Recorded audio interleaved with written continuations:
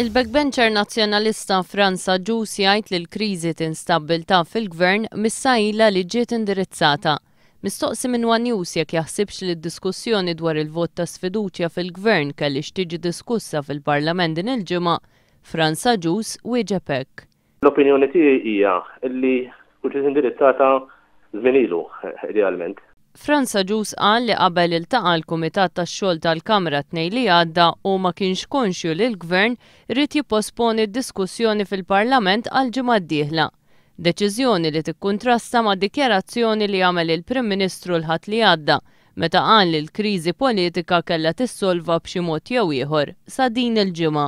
Il-backbencher nazzjonalista qal li wara dik id-dikjarazzjoni ta' Lorenz Gonzi sar jaf bil-posponiment tad-diskussjoni minn fuq il-mezzi tax-xandir. Il-grupp parlamentari kien ikkonsultat li d-diskussjoni sa ssir ġimgħa oħra minflok propju dil-ġimgħa x'il-Prim Ministru l-ħadd qal li sa dil-ġimgħa ħanaqtaw la rasa. Sfortunatament ħafna affarijiet tkun tafhom il-midja dak il-kumment li nista' ngħid.